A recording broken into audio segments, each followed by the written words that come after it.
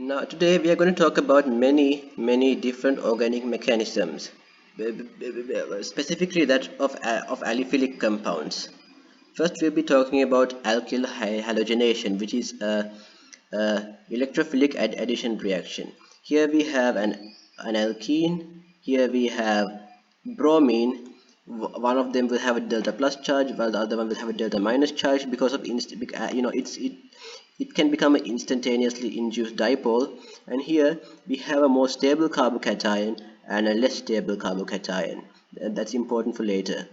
Here this double bond is very electron rich, and it donates an electron into this electron deficient bromine, which it will cause to break this bond towards uh, this bromine, and it will form this hideous bromonium ion complex and this Br minus ion. What happens afterwards is that the Br minus ion attacks the more stable carbon, and it will produce a vicinal dibromide. And this is what happens if you were to add Br2CCl4 into alkenes. But if you were to add Br2H2O into alkenes, what happens is different. Yes, by the same mechanism, the bromonium ion complex is formed. The hideous bromonium ion complex is formed. But what's different is, instead of bromine ion, it is a water atom. It's a water molecule that attacks.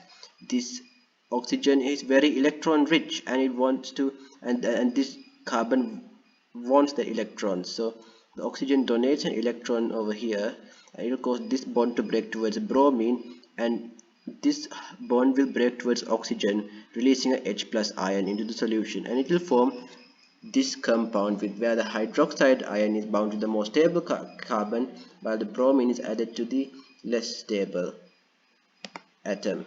Here it's not a bromine, it's a H. And other than that, the H plus and the Br minus join to form HBr. Now we'll discuss alkyl hydrohalogenation. Here it's pretty much the same mechanism. We have double bond, it donates here the hydrogen is electron poor, while this hugs the electron towards itself because it's more electronegative, so it's a delta minus. Here delta plus. Here the electron rich double bond donates electrons to this one, and this bond will break towards hydrogen, but instead of there is no hydronium complex formed because it is directly taken by this carbon, and it will form this carbocation. This is the most stable carbocation, as we remember, and the bromide ion attacks this, and it will form this bromide. If we were to add H2O2, it will form the anti-Markovnikov product via a free radical mechanism. Now let's talk about hydration of alkene, which is also an electrophilic addition reaction alongside alkyl hydrohalogenation and alkyl halogenation, in which case here we have sulfuric acid, and you see this double bond breaks and it donates electrons to this H atom, which will break this OH and O bond towards the O atom, and this H gets attached to this carbon, while the more stable carbocation is formed, and what's left of the sulfuric acid attacks that carbocation to form this compound. Then what happens is the H2O molecule, it will donate an electron to this carbon, and this OC bond breaks towards O and releasing this species towards to the outside, while this OH bond breaks towards the O, releasing H to the outside, and then it will thereby form this alcohol, while this group and the H that was released will react together to form sulfuric acid once again. Now let's talk about this is addition of hydrogen cyanide into carbonyl compounds, formation of cyanohydrins, and we do so by adding NaCN and HCN. We take Na sodium cyanide and hydrochloric acid, and it will form hydrogen cyanide, which will dissociate to form H plus and Cn minus. The Cn attacks the carbonyl compound, and it will cause this bond to break towards the oxygen, and this will have a negative charge, and the cyanide will be attached to the carbon, the carbonyl carbon, what was once the carbonyl carbon, and this H plus produced will attack this OH minus and produce the hydroxide, and there we have it, a cyanohydrin. This is aldol condensation, and it is done with sodium hydroxide or hydroxide as the catalyst. What happens is, here we have the alpha carbon and we have OH minus. Basically it will take one hydrogen to itself to form water, and it will form a CH2 minus group, which is rather rare actually. This CH2 minus group attacks the carbon of another one of these carbonyl compounds, and yeah, it will cause this bond to break towards oxygen to form an O minus, and this entire group is attached to this carbon as well.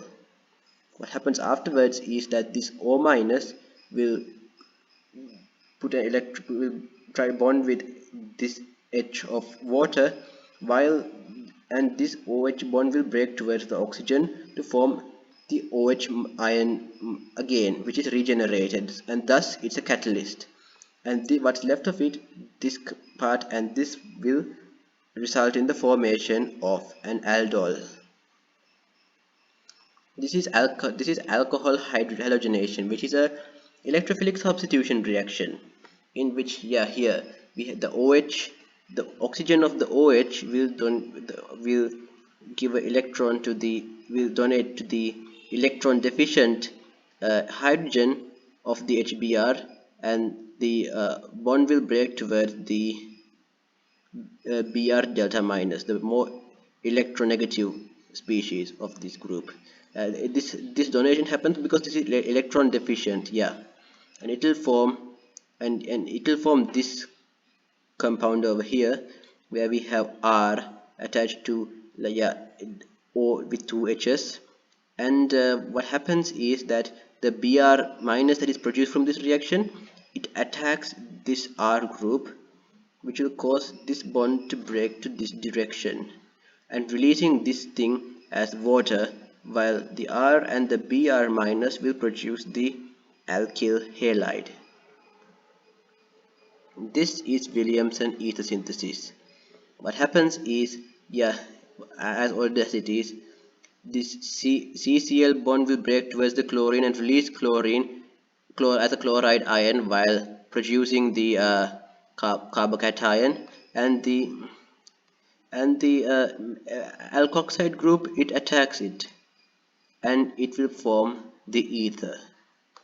Here's and another thing that happens in Williamson ether synthesis is that an alkene can form as a minor product using this mechanism, which is not exactly very important. Whoop, whoop, and yeah. And we have this final mechanism, in which, not the final mechanism, and in this mechanism the it's a mechanism between between an amine and an alkyl iodide, and it will form this, which will dissociate to form this. It's not a pretty important mechanism, but what we are discussing next, the last mechanism, is is important, and I don't think I have written it fully. It is the chlorination of alkanes, which under diffuse sunlight. Basically, this is the starting step, the initiation step, in which we see homolytic cleavage of the chlorine atom under UV light to form two chlorine radicals, and the chlorine radical will go near a methane, and this electron is donated to here, and this bond will break towards here, and this bond will produce. I think I had to do this in a separate video. It's too much. I didn't note it down properly because I knew this very well. So this was a summary of reaction mechanisms of aliphilic compounds.